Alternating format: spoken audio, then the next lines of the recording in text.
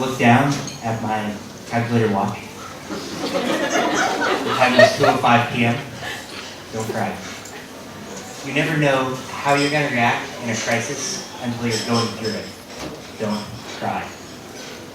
If you channel surf in just the right way, this was the start of a 4-hour block of Saved by the Bell. And I wasn't going to catch it today, tomorrow, or the 3 days after that. Don't cry.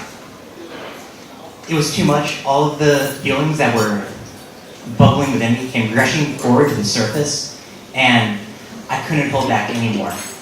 It was awful. Snot was flying everywhere. Tears were streaming down. I was just letting out big sobs. Camp counselors and other campers were coming over trying to comfort me. What's wrong? Are you okay? I tried to do the Zach Morris timeout to regain composure. It didn't work. And all I could say was, Zach, great scam! Stacy Carosi! It's a love triangle! This was only my 3rd day of my first week-long camp. It was not going well. Now, the thing you gotta understand about me is, I'm not an outdoorsy family. My mother's idea of roughing it is going to outlet malls. And when my dad goes to the beach, could be caveman, he gets sunburns that are striped to match his shirt. But, so I was really excited to be on my own, out in the woods for a week-long camp. But I was a little bit nervous, but I had a pretty good idea of what I was getting into because I was going to Camp Marriott, like the national hotel chain. I figured, I would wake up in queen-size beds. You don't get king-size beds when you're roughing it. Go down, have a nice continental breakfast. They'd probably have waffle irons, and then I would just do some whittling poolside while room service went and spruced up the campsite a little bit. When I was packing, my parents made sure that I was ready for everything. They made sure I had a change of clothes for every time I got dirty, which they assumed would be about 5 times a day. And they made sure I had all the essentials, a full dining kit, first aid kit, a battery-powered hairdryer, some textbooks for next year so I could bone up in my free time.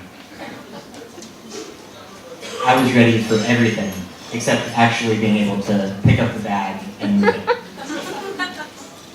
When I finally got to the campsite, I was a little bit surprised to find out that my accommodations were not exactly what I expected. I was going to be sleeping on a piece of wood with canvas just sort of being held up by a wire. And I had to share it with a clutter of wolf spiders that were like that big. Also, and I don't know how they made this oversight, no AC unit. I unpacked and realized that I worked up an appetite, so I went down to the mess hall and I saw they were serving scrambled eggs, my favorite food. So I got a big plate. It was overflowing with the eggs and I took a bite of it. It was all powdery and cold in the middle. I went to one of the people working at the mess hall and asked to speak to the manager, and she just laughed at me. The next day, I went down I was like, okay, things are a little bit rougher than I thought they would be, but I'll go swimming. I love swimming, and that'll lift my spirits. I found out when I got to the old swimming hole that the dam lock had broke a month before, and the lake was reduced to a muddy puddle. Within minutes, my blue trunks were red, but thank God I had another 4 pairs left. And that's when I realized I was missing Saved by the Bell. And I just couldn't handle being away from the food, being away from the TV, being away from the air conditioning. And I learned to cope. I came up with my own series of events when the Saved by the Bell gang was at camp. Here's how it went. As I sat down and squeezed tuna out of the tube onto stale crackers, I saw Zach Morris scheming a way to get Max burgers delivered to the camp. he would succeed by smuggling in his cellular phone, painted red and disguised as a block, or as a brick.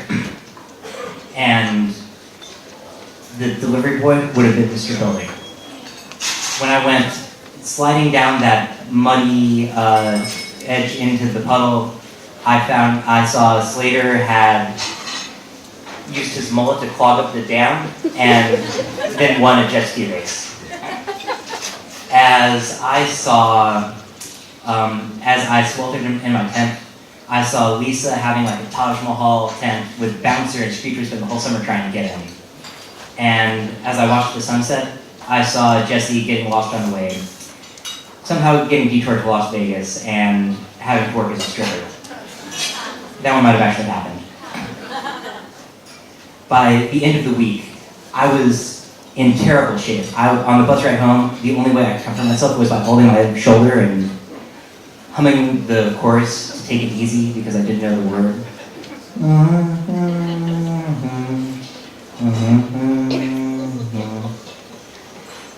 Even at age 10, I knew that when you're finding comfort in an Eagles song, you hit rock bottom.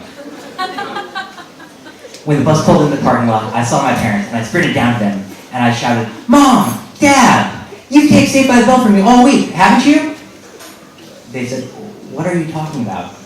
And for the last time that week, tears, I just cut loose, fell to my knees, tears streaming down my face. My dad walked over and patted me on the shoulder and said, "You must be hungry, huh?"